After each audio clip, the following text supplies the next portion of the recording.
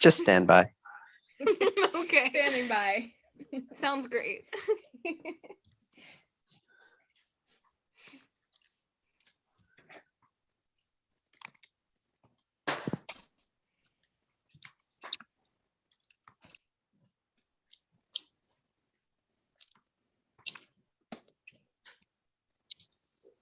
All right, we are live on YouTube. Oh, huzzah!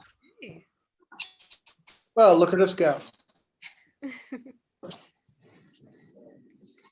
So please post your questions in the comment section of YouTube, and we will follow up as best as we can. Only good things ever came out of the comment section of YouTube.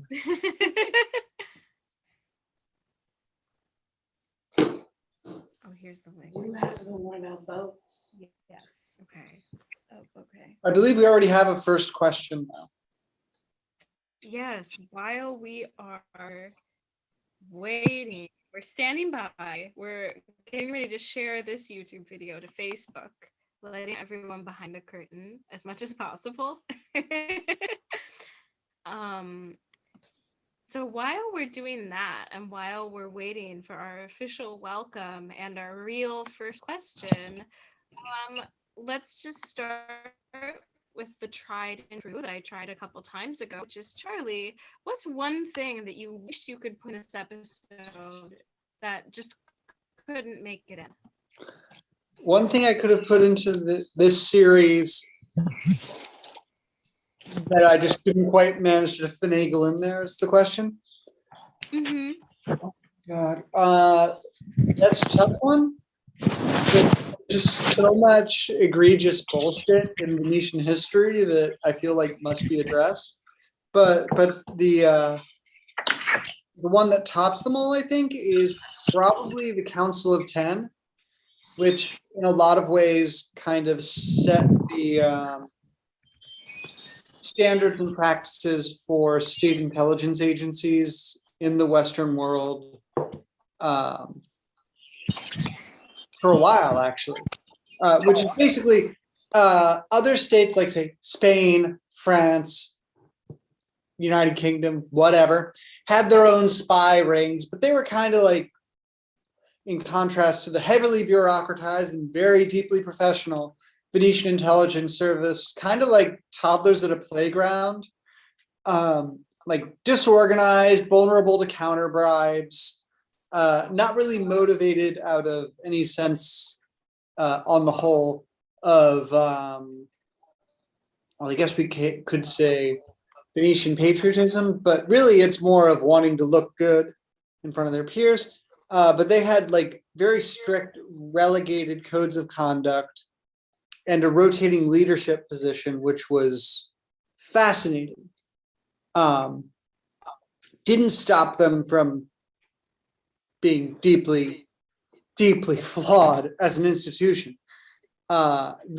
There's one famous incident, I think, late in the Venetian Republic that involves them, and I say this with deep sarcasm and also having not reviewed the text in a while, accidentally assassinating the Spanish ambassador to Venice on the grounds that he was dirty and he smelled bad and he definitely was trying to gather mercenaries to overthrow the Venetian Republic while he was an ambassador.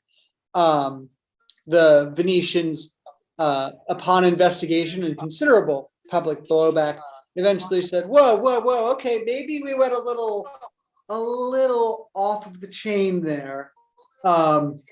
Here, have a state funeral, dead Spanish ambassador. Just don't do anything too bad. We were our bad, basically. And if you just sort of like imagine an intelligence agency saying our bad inside the collective memory of the person they just killed, it's like the CIA writing to Castro, sorry about all those assassination attempts. Whoops. It's just not something that really tends to happen a lot. So the whole extreme digression on the Venetian intelligence service and the sort of surveillance state that they tried to make that did actually have a culture of informers. There was a thing called my Italian and Venetian is awful. Boca de Leon, which is the mouth of the lion, which are basically snitch boxes, but they're carved to look like a face of a lion or a man. And if your neighbor was being a real shit to you or had not paid off a debt, you could say, this person, say my neighbor has not paid off this debt or has, offended me in some way that breaks the laws of the Venetian Republic. Solemnly and under the threat of perjury, my name here, and that of 3 other witnesses who will be followed up with. Or you can make it anonymous, but then it was 4 witnesses in an attempt to stop people basically just snitching on each other constantly. And so you just stick a little, it's like a Post-it box, but your neighbor might get seen to in the middle of the night instead of anything helpful. So those are fun and problematic and weird and also not that unfamiliar. I mean, what do you think Twitter is? Yeah, so those are big aspects that I wanted to get into, and just somehow they kept slipping away from me, mostly because none of the doges I dealt with had any direct involvement in their previous time to being a doge with the Council of 10. Although there were doges that were, but it just didn't come up.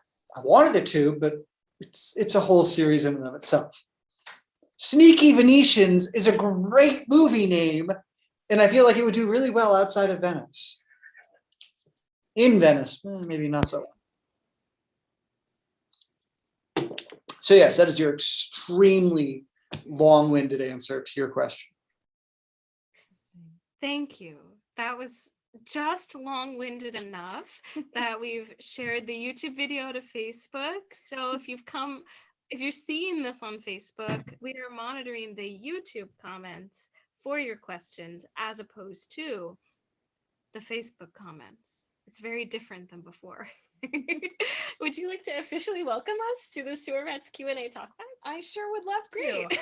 Hello and welcome to the final World History with Charlie, the Venice and the Doge series, final episode Q&A. We are here to answer all of your questions. Anything you've wanted to ask up to this point, anything that you noticed in this episode that you're curious about, we're here to answer all of it. This is the tell-all Q&A, so don't hold back, folks. I believe that we already have some questions ready to go, so should we get started? Let's get started, Kelsey. Okay. So the first question is, why were the ships used so specific to the Adriatic? Oh God. If I could put one thing on the tombstone of the Venetian Republic, it would probably be that old sort of like saw of it, what is it? If it ain't broke, don't fix it. Well, that's how the Venetians, or at least the Venetians that had control of the money, felt about their navy, which is it worked really well in the shallow, very narrow confines of the Adriatic. And anyway, if anyone wants to, throw hands with us, at least in a naval sense, they will have to go up this shallow, narrow Adriatic, and galleys are great in that environment. So why would we ever in a million years do these weird, multi-ton frigates that are outfitted with cannons on the side like barbarians? And yeah, they have better cargo capacity, but who gives a crap? They're horrible in the Adriatic. That's what we care about. Which, and I alluded to this in the video, is great, but Venice, what if someone doesn't come up the Adriatic at you? Then what do? Then might you want to upgrade your weapons technology? No one's ever going to attack us if it's not from the Adriatic. The last people who tried that were way back in episode 2, and they were the Carolingians. And we ate out off of the reputation of their defeat for hundreds of years. No one would attack Venice from the land. That's crazy talk. You're a naysayer. Don't bother putting money into infrastructure, public health, or defense. It's crazy. It worked well enough for our ancestors, and they were better than us in every way except me, which seems to be a standard oligarchic talking point across cultures, I would point out. So yes, basically, it was not profitable to upgrade their navy, and the political will wasn't really there. There were people who were agitating for it, but they weren't in the majority of power. Interesting. All right. So our next question is, what, if any, long-term legacies remain from French influences in that area? Oh my God, what ones don't? So Venetian historiography is something that I am not as skilled at as I could be, but for the longest time, the Venetian tourist and educational industry made a big thing out of Venice basically being the sort of stepchild of Byzantium. Like, Byzantium was just close for the enlightened Greco-Roman culture to seep into Venetian culture, and really were their natural heirs, even though we shanked them in the back the second they were weak and took the better part of their stuff, and also Greece. But yes, we are definitely of Byzantine Greek culture, although Italian blood, and really aren't we just the greatest thing? And recent archaeology has sort of deflated that with, ledgers in slave trading, and there's a whole blog on that in the early part of this series that hinted with a lot closer relations between the Carolingians and Central Europe than they ever had with Byzantium or the Greeks in the early part of their history. Venice doesn't sell tourist packages and pamphlets like, come see the old slave markets that the Venetians were really into until it was politically inconvenient. We're like, no. Venice, a place of culture and learning and reason inherited from the Greeks, which may be true, but that's later and you know it. So yeah, it's a bit of a I wouldn't say tourist scam, but it's a definite psychotically optimistic view of Venetian history. Let's put it that way. Thank you. Thank you very much. Next question. What are those white steamed pork buns on each side of the last Doge's head? That is the most beautiful question I've ever heard. I can only assume that they are self-esteem. One half of his hair is self, and the other half of his hair is esteem. And he wears them on the side of his head because why not? Why wouldn't you? Ludovico Marin does not come across as excessively vain. One of the upside is, unless you are named Gritty, you tend not to be super picky about how you look by the time you reach Doge, you're kind of over the sort of conquering hero phase of your life generally, and thus the vanity tends to take a bit of a tank. Ludovico Marin kind of leaned into the ceremonial aspects of the Doge, and our wonderful illustrator kind of leaned into that. I think I feel like if I had a sort of epitaph for Doge Ludovico Marin, it might read something like, "I'm just happy to be invited. I'm just happy to be thought of. Oh, you included me in your history. That's wonderful. It must be for my progressive politics and shrewd political acumen." Well, actually, we can't really avoid mentioning you. You're the last. Oh. Well, that's bad then. And your part gets hijacked largely by Napoleon. Oh. Them's the breaks. Sorry. It's okay. Napoleon did that to a lot of people. You're not special. Napoleon also took out your old trading partner, Mamluk Egypt, in 1797, and also dunked pretty hard on the Merchant Republic of Genoa in the same year. So like the sense of the old order of merchant republics as the sort of connection to the Muslim world is broken in the beginning of the Napoleonic era. personally by Napoleon, which makes him consequential, if not admirable, in this context. It was by like a nosed hair that this wasn't the chronicles of Al-Jabardi's very scathing account of Napoleon's failed adventure in Egypt, which is happening around the same time as the fall of Venice. And it's just Al-Jabardi from the beginning, when Napoleon sends in Arabic missives like, "We come not as conquerors, but as liberators, people of Egypt. We just want your cool money and to overthrow your corrupt overlords. We don't have a beef with your boss's boss, the Ottoman Empire, just the Mamluks." And Al-Jabardi is a scribe who gets a hold of one of these, and in his history just goes through Napoleon's Arabic declaration with the editor's red pen, like, "This is lazy language, the verbiage is wrong, that's not how Arabic works," and just going through it like, what the fuck are you talking about? That's not even proper. That's blatantly wrong. Are you on the same planet as me? And so on and so forth. He's also a very shrewd observer of the French in Egypt. One of the things that I love about him is just so wonderfully bitchy, in the sense that, like, he complains about the French soldiers not taking off their boots ever. Like, they sleep in them, and so they're like covered in all the various types of shit you could find, and they, cough everywhere, like into their shirts, handkerchiefs, and just like, yeah, no, this is fine. It's like, they're a very dirty people. Why are we getting conquered by these barbarians? That they're not even hygienic.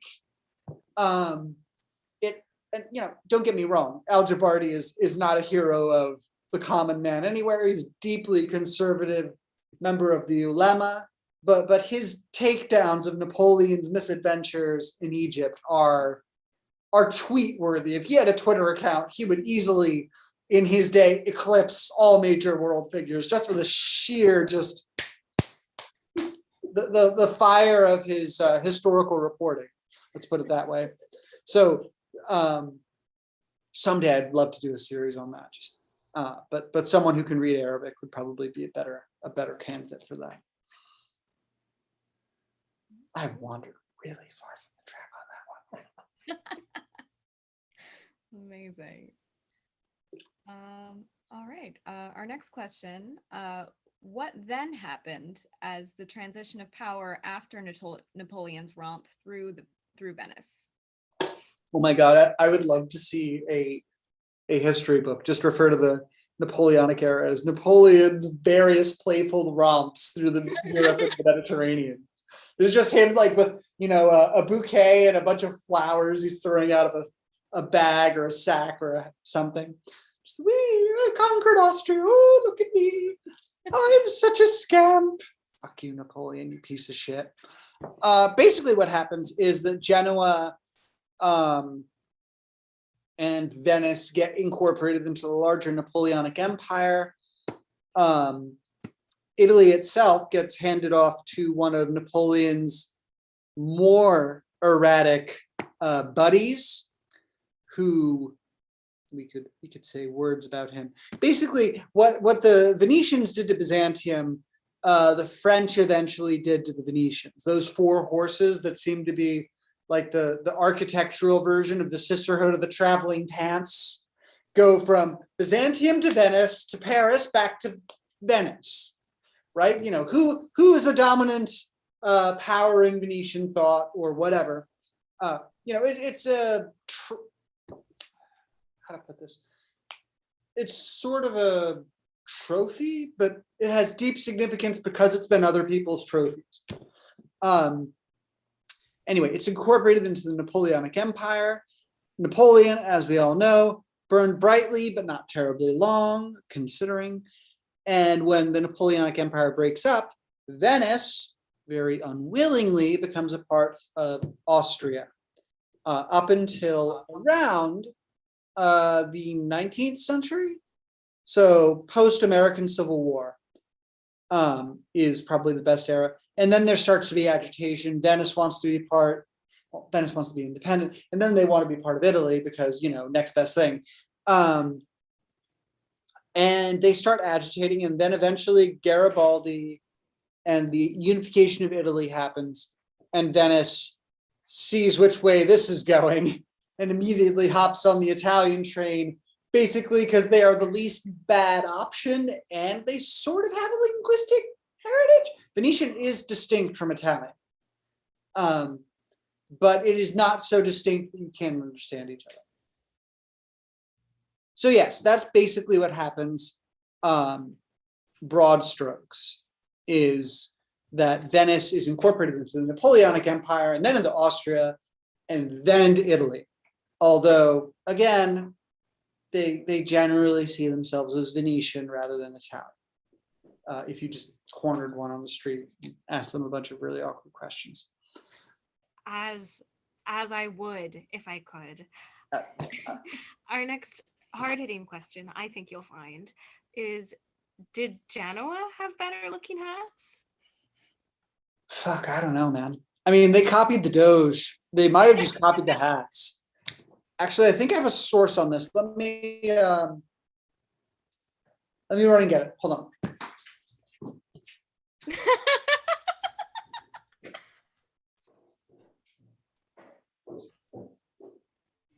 Thank you so much for joining us.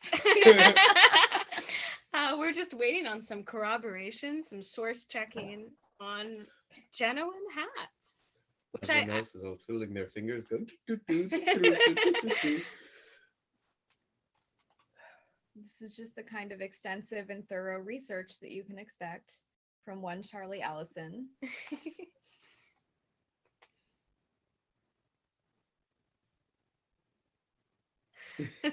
Is he going home? To get it? I don't think he's coming back. Oh, no. Well, he has to. I can't answer the question. Neither can I. No.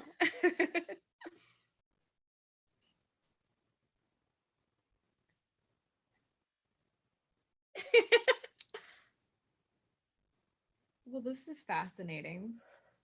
Well, hey, Kelsey, aren't we requesting donations to some certain organizations? We are. Let me tell you about them. So we have 3 organizations that we would like for you to research, for you to share, for you to make donations to. The first would be the ACLU. Next is the Innocence Project, and then finally the Equal Justice Initiative. So I will go ahead and post those links again, so you guys have the chance to take a look, see what they're about, and make those donations if you can. Welcome back, Charlie. Okay, good news, bad news. Good news, I don't believe that the Genoans actually followed the practice of the ducal crown or the corno. That seems to be a Venetian thing. It's actually a series of very spicy portraits of one of their doges, Andrea Doria, as the god Poseidon, which let you know immediately what he thought of himself and his role in the Republic of Genoa. I could be wrong. I'm sure that any and all Genoans watching this are probably screaming, but the headwear seems to be a bit different. I was going to try to improvise an impression of their headwear, but I feel like this can only end badly, so I will not do that, which is why I ran screaming off, besides to find original text on this, was to possibly provide myself with a prop, which is a terrible plan that I shall not do. All right. Wonderful. So I believe that we have one final question, and it is, what's next for World History with Charlie? I mean, I wish I hadn't mentioned Al-Jabardi just because of the sheer spleen and vitriol that he has. Like it's an art form. I'm working on a pitch for a book, so that's probably going to eat a lot of my time. If I got to work with sewer rats again, I'd probably try to wrap up the Beast of Gévaudan series that I started in the fall, which is more of a class-based look at a historical cryptid with a body count. And I promise to stay far, far away from Karl Marx, if only because Bakunin is more useful. Come at me, Marxist-Leninists. Fuck you. Sorry. I've had a drink or two, and my inner anarchist tends to come out in these cases. So yes, if I got to work with Stuart Rats again, I would prefer to finish up the Beast of Gévaudan series, and if we're doing ranked choice voting, Al Jabardi's super sassy, snarky, everything wrong with Napoleon's invasion of Egypt from the Islamic perspective of a very learned but very conservative man would be my hot second choice. So yeah, I feel like that's a very rambling, but not inaccurate answer to that question. Very cool. All right. Again, you can't escape the French in this universe. Seriously, both of those things I just said intimately involve various stages of either the monarchical French Empire or Napoleon's totally different. We're humanists. Haha, just kidding. We're still an empire, baby, under Napoleon. So, either way, we're headed to France, guys. I'm so sorry. All right. Well, folks, thank you so much for joining us tonight and for the last so many Thursdays. It has been such a pleasure to bring you this series. We've had such a great time, and we hope that you guys have too. Couple of other things that are going on. Sewer Rats, if you haven't listened to it yet, released an audio drama called Pompeii. You can listen to that on our website. It's in 4 parts. It's there, and we think you'd like it. It's really good, guys. Go and listen to it. And go ahead and follow us on Facebook for more updates. Check out Charlie's blog. He's always adding new cool stuff to it. And thank you so much for being here. Thanks, everybody.